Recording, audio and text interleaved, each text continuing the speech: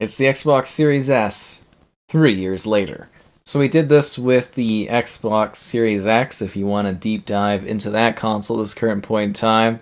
But for now, let's talk about the Series S after 3 years. Be sure to like the video, subscribing is great as well. So the Series S came into my life a little bit later than the Series X did, about a year. I kind of got it sent around the Christmas holiday. I was just kind of messaged Xbox because I was covering the Series X pretty extensively. I was like, hey, you guys got anything for Series S? And, my contact or whatever was like, oh, I don't know. And then like a day later, they're like, yeah, we'll send you one. And I was like, oh, okay. And so, yeah, I've kind of got it for a couple years now, I guess, right? 2 out of 3. And this is my review in the backdrop there. And I think it was like a pretty lazily thrown together review because I was more interested in like covering the games as opposed to reviewing specifically the console. But I was like, yeah, I should do a console review as well for the Series S, just kind of referencing it. So this is about 2 years old, this video here behind me, so a bit younger for sure. And again, sometimes just the most ridiculous of hairstyles. I embrace it for what it is. I am entirely me and my weirdness. So let's talk about the Series S after 3 years. The smaller Series X. Very interesting console. For the most part, it is exactly what it intends to be, a budget, cheaper, more affordable entryway into current-gen gaming. You get some decent situations where like everything lines up, and the game runs well and it looks okay, but you also get situations where it's kind of neglected. And we'll do a little part where I look at the games available from this last year that were like optimized and how they kind of run on Series S. We'll talk about that a little bit later on. But let's talk about the console itself. So obviously the Series S for me is more about recording. So doing videos is like covered on Series X. Let's take a look at it on the Series S as well for some of the larger games. So I'm not doing day in, day out stuff with the Series S. But from my experiences, doing the video and everything like that, it's quiet. It does get kind of hot, which I think most people expect, but haven't really ever heard the fans go or anything like that, or any sort of like really heating or anything, sound wise. So it's quiet, it's compact, it's cute, it fits in nicely within the environment. The white look is a little not perfect for the aesthetic and design I have going on for my room, but there is like a carbon black version that's now available, so you might opt for that, and I think that has a bit more storage. But yeah, as a Series S, like a functional thing, it's cute, it's small, it's nicely set up. It does sometimes, or most times, I guess, deliver on some of its premise and whatnot. And I think the largest thing is a lot of people really do. I'm wearing the same shirt too. That's hilarious. A lot of people really do seem to love the Series S and what it offers, and it is really good value. It's something that would be really good for travel. It's something that would be really good for the younger ones. Something where it's like a good secondary console in like another room. The Series S definitely has value in the sense of, being a good companion thing, being a good Game Pass machine. It definitely offers a lot in that regard. And it's similar, but obviously not at the same level as the Series X, and it's kind of a fascinating machine from that regard. So it is a nice thing. It is a nice package. It's something a lot of people like. And I would say as a console, it's pretty good. It does have weaknesses, obviously, and we'll talk about that more. But yeah, I think it's been delivering on what people expect out of it. The question, though, is the games, right? So storage-wise, it's still kind of a little weak on the storage. There's not a lot there. If you do have the carbon black version with the extended interior storage, that's really great. That's going to do wonders for you. We talked about this on the Series X video as well. The storage for Xbox is not great. It's very expensive. It hasn't gone down in price. The amount of storage you get hasn't increased. So it's a bit of a nightmare for storage, particularly on the Series S. Our pal of the channel, Kevin, primarily console-wise at this point in time, more PC, but when they use the Series S, the biggest complaint was storage, storage, storage. So that is, again, a weakness for the Series S in that regard, is the storage. So for Game Pass, though, it's a great Game Pass machine. Tons of games have been added.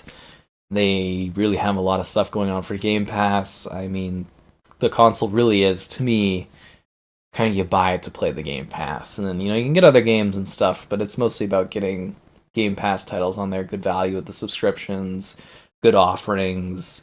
That's largely where it's kind of all about. Now, overall, and I mean, we'll do like a wrap up afterwards, but as a thing console in this year, I am noticing a bit more of the weaknesses of the Series S, just in terms of it is a bit underpowered. I mean, that is expected. It's a bit cheaper. I do think RAM is kind of the issue there a little bit. But yeah, it just seems like there's not as much developer care, which I think is a bit of an issue in regards to getting games fully taking advantage of the Series S, and that is that split development between Series X, Series S, and number of consoles sold, blah, blah, blah, blah, blah. But yeah, it does seem at times the Series S gets neglected, and it does kind of feel like it does hold back a little bit the Series X in that regard, or the kind of Xbox brand to some degree. It is, again, at foremost, a good console, it's a good offering, it's good value, it's a great price point, it's a nice little machine, it's efficient, it's quiet, it looks cool, it fits in nicely, it's great for taking places, but I'm definitely seeing some of the weaker elements in regards to basically how some of the games are performing and some of the cuts that we're starting to see from some games, like for example Baldur's Gate 3. They had to cut a feature from the Series S in order to even get that game out. It is apparently they're still working on it, so it might get reintroduced, but that is, to me, something that's a little bit of a weakness that's starting to sift through, and I think we'll see maybe more of that over the course of the gen. But let's talk about the games. Okay, so like what we did with the Series X, we're just going to quickly take a look at my number of games, in case we do this next year, just so you can see the number of games kind of increase. And if you do want to see Series S look again after 4 years, just be sure to let me know. So we're at 3792 games, which is about 1,000 games addition to my library year on year. A lot of that is the ID at Xbox titles that Xbox sends kind of weekly and allows me to kind of curate and showcase games to you. So it is literally the most beneficial thing they still offer me, is that sort of service. And 3514 owned games. So here we're going to take a look at the optimized for Series XS and highlight kind of the ones that really showcase things and the ones where there is perhaps a little bit of weakness kind of showing. So Baldur's Gate 3, I think not the best necessarily performance, visually toned down, frame rate toned down, and then, the split of kind of that local kind of action stuff is, showing a little bit where Baldur's Gate 3, I think, is a situation where the Series S is showing some signs of weakness. The finals actually looks really nice on Series S if you want a good shooter. That's kind of fun and entertaining. It's free to play. The finals actually looks really good on Series S, runs really well. Avatar visually looks great. It is a bit of a downturn for frame rate. Obviously the frame rate is halved, but it's still very, very visually impressive on the Series S. So Avatar is a nice one there. Stay away from The Walking Dead. Ark is a UE5 game. Series S seems to really, really struggle with UE5 titles. So does the Series X, but yeah, this one, kind of a similar situation actually to the Series X, where it is a low, very, very low resolution, but it's also buckling for frame rate at 30 to 40 FPS, which is not ideal.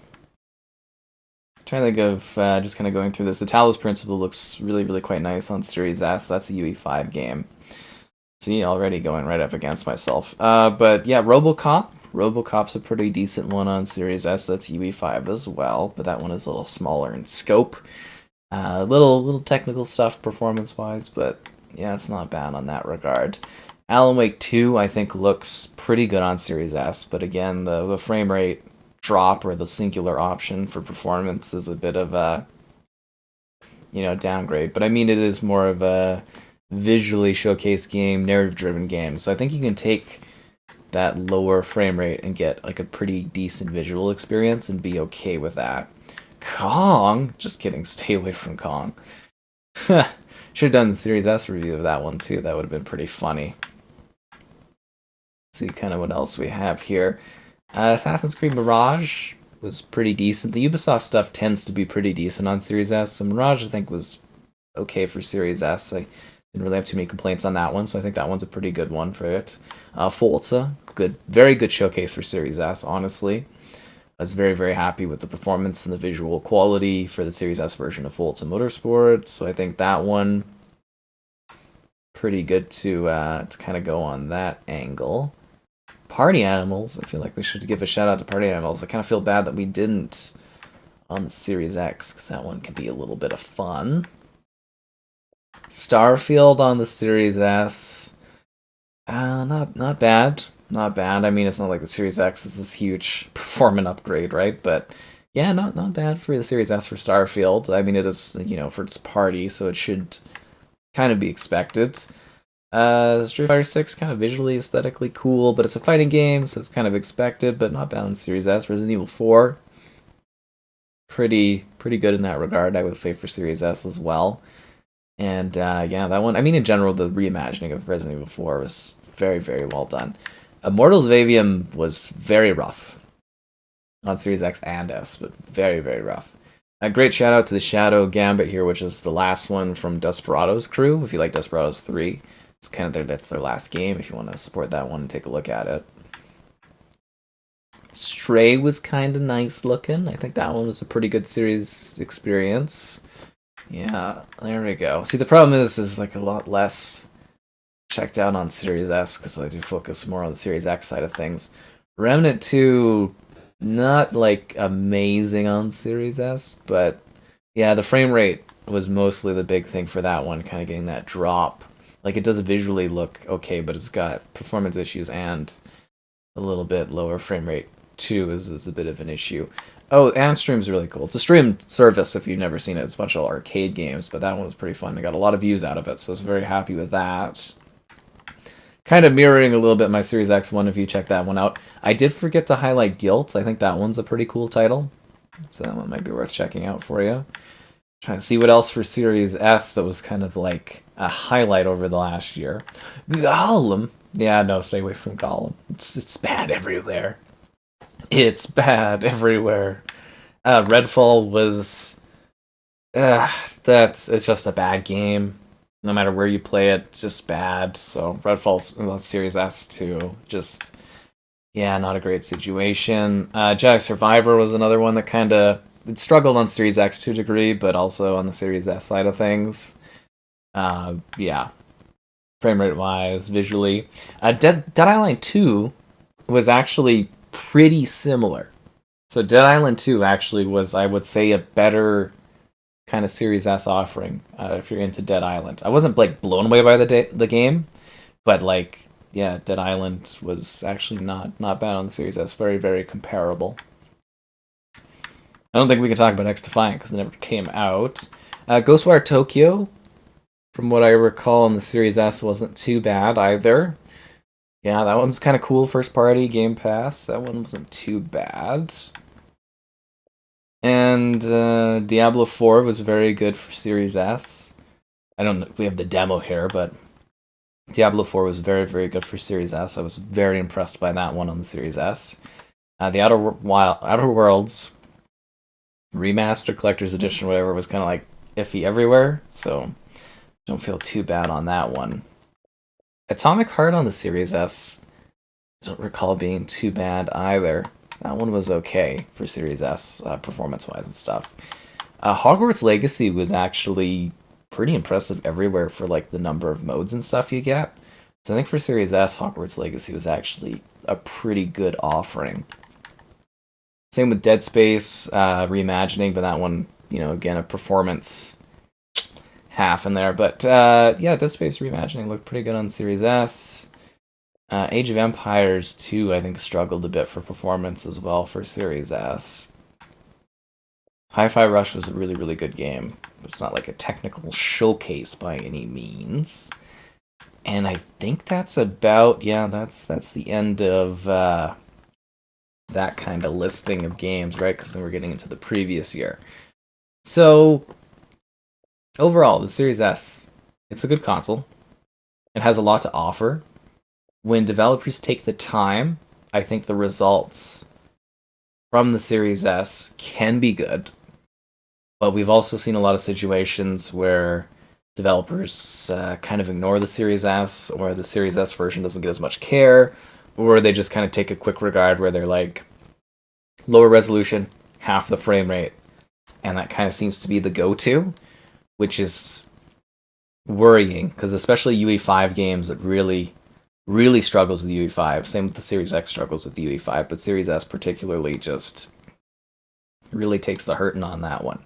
So like it's a good console. Like you would, to some degree, with how I talk about it at times, you would maybe think that I like dislike the Series S, and that is, it's not at all the truth. Like I think it's a good console for what it offers, like value wise. It's really great. You know, it's compact, it's versatile. It, when it's used properly, it can actually provide some really good results for performance and visuals. The question though is like, you know, is a developer going to fully use it? I think a lot of developers don't give it the time and the care that it needs to like really shine. And I do worry potentially about that gap kind of widening over the course of the generation. So I'd say the Series S is at a bit of an awkward spot where it's like, yes, some results are really, really good. And then some results are kind of like, they leave a bit to be desired. And some results are kind of like, you know, maybe the Series S does have some holdback kind of problems to it for like the Series X development wise and stuff. I think it's still a case of we need to wait and see the end results of this, where it goes. But it is a good console. It's a great console. I get what it provides. I know a lot of people really love it. But I do wonder about some of the technical elements of problems with it in regards to just holding back, again, the higher end entry console. Like, it is an entry console, obviously, for Series S. But, yeah, I do kind of ponder it, holding back the Series X a little bit, especially in situations where you do see a quick cutback, and I don't know if that's just a case of there not being enough power, you know, kind of oomph behind it, or if it's a case of like developers just kind of being like, is this worth the effort? Let's just cut it down and kind of drop it and, you know, call it a day on the Series S. So I think this one is a little bit of a questionable console still for me, and I'm gonna have to pay attention to see how it evolves and changes, and the next year will be very fascinating for Series S to see those current gen only titles and whether or not they fully utilize the Series S, or if the Series S continues to slip behind and be maybe more of a problem. But I can't wait to see where that heads. Hopefully we'll do a Series S after 4 years. And I hope you enjoyed the video. Liking the video is great, as well as subscribing is. And we did do one for the Series X if you want thoughts on that. And happy gaming.